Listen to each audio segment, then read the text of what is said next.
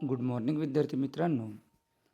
आज आपण नवोदय परीक्षेमधील विभाग पहिला मानसिक क्षमता चाचणी यामधील पहिला घटक भिन्न किंवा वेगळी आकृती शोधणे हा घटक पाहणार आहे आणि त्यामधील 10 इम्पॉर्टंट प्रश्नाचा सराव घेणार आहे.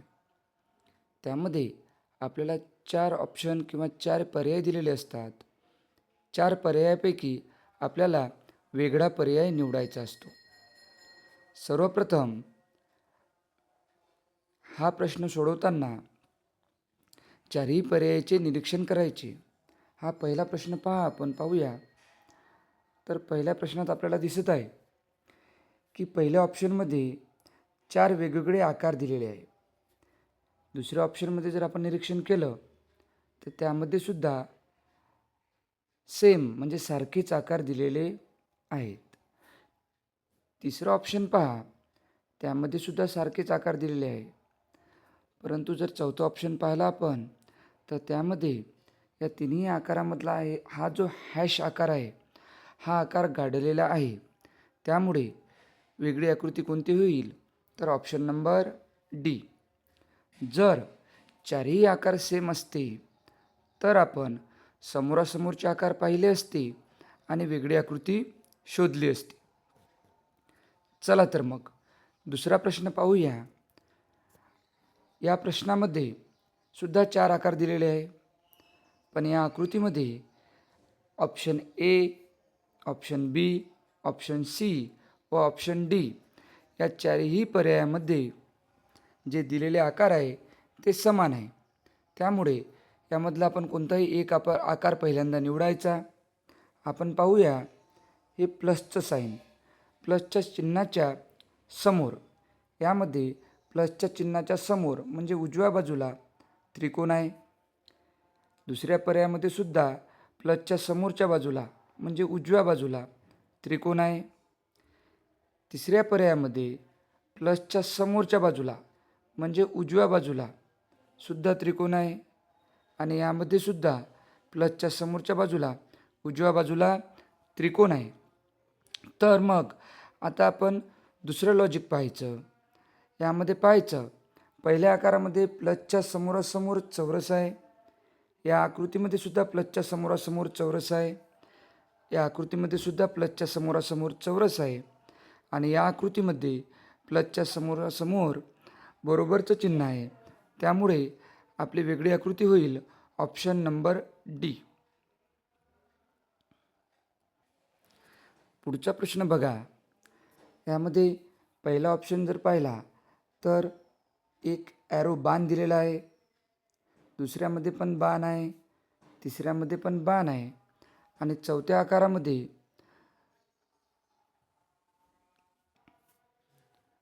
चौथ्या ऑप्शनमध्ये दोन्ही साईडला बाण दिलेले आहे.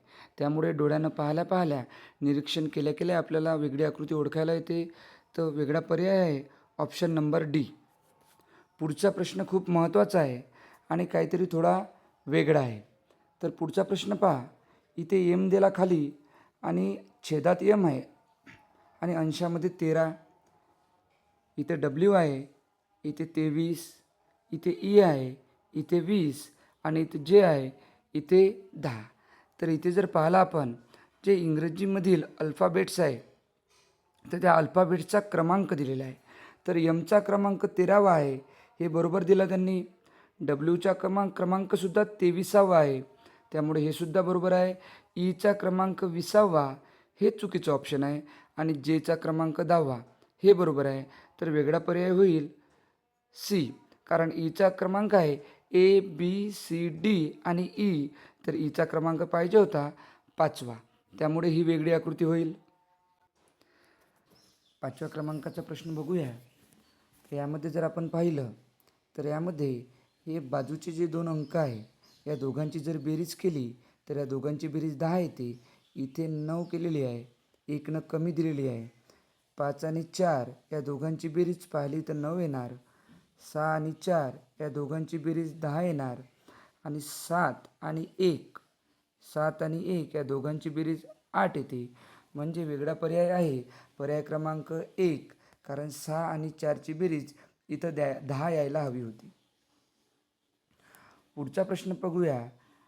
पुढचा प्रश्न जर आपल्याला इथं दिलेला आहे, एक पतंगासारखा आकार, काईटसारखा आकार आहे आणि त्यामध्ये 4 चिन्ह दिलेले आहे आणि ते चिन्ह आतमधल्या बाजूला ओढलेले आहे. यामध्ये सुद्धा चौरसाचा आकार आहे, परंतु जे साईन आहे, आतमधले जे चिन्ह आहे, कोन आहे, तर ते बाहेरच्या बाजूला आहे त्याचं तोंड.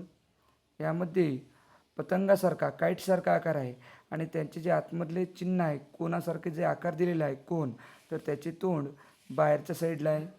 इथे सर्कल आहे, सर्कलामध्ये जे आतमधलं चिन्ह आहे, साईन आहे, त्याचंसुद्धा तोंड बाहेरच्या बाजूला आहे. तर इथे ऑप्शन नंबर 1 हा एकमेव आहे ज्याचे जे साईन दिलेले आहे आतमधले ते आतमधल्या बाजूला आहे. त्यामुळे वेगळा पर्याय होईल ऑप्शन नंबर ए. चला तर प्रश्न क्रमांक पुढचा बघूया आपण. तर इथे जर आपण वरचा प्रश्न पाहिला, हा वरचा समोरचा प्रश्न, तर यामध्ये 4 अल्फाबेट्स दिलेले आहे बाहेरच्या बाजूनं.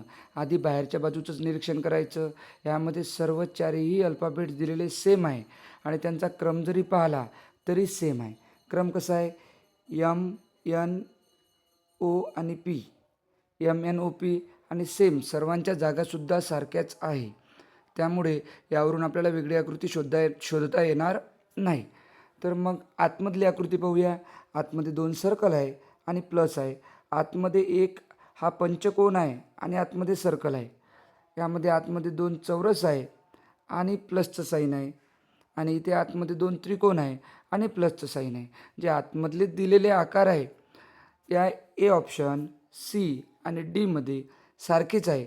फक्त बी ऑप्शनमध्ये इथे एक पंचकोन दिलेला आहे आणि त्याच्या आतमध्ये सर्कल दिलेला आहे. त्यामुळे हे भिन्न आकार आहे.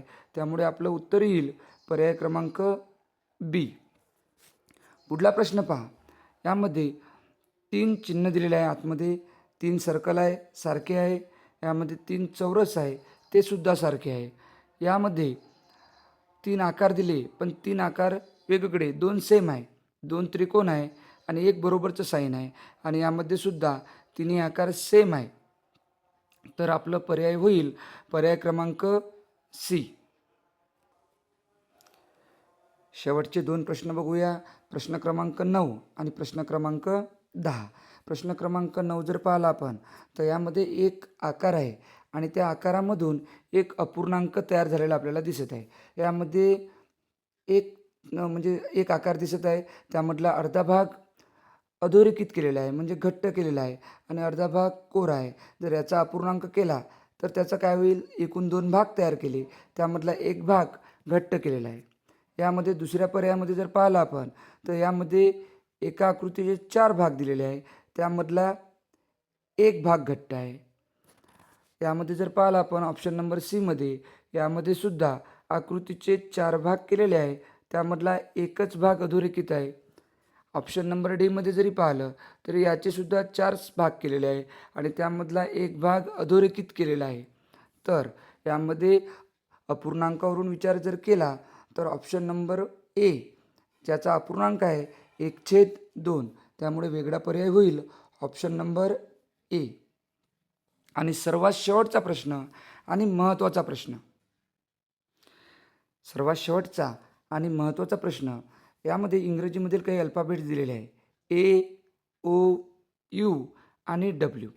जर यामध्ये जर आपण व्यवस्थित निरीक्षण केलं तर आपल्याला कळेल की ए, ओ, यू हे जे 3 आहे, तर हे 3 इंग्रजीमधील स्वर आहे. इंग्रजीमधील स्वर कोणकोणते असतात? ए, ई, आय, ओ आणि यू. तर यामधले ए, ओ, यू हे इंग्रजीमधील स्वर आहे आणि डब्ल्यू हा व्यंजन आहे, म्हणजे कॉन्सोनंट आहे. त्यामुळे वेगळा पर्याय होईल ऑप्शन नंबर डी. तर विद्यार्थ्यांनो, आपल्याला हे सर्व वेगळे पद समजले असतीलच.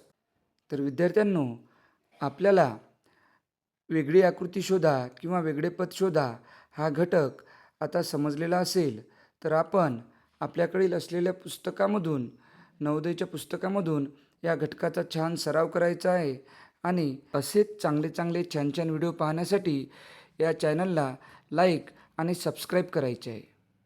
थँक्यू.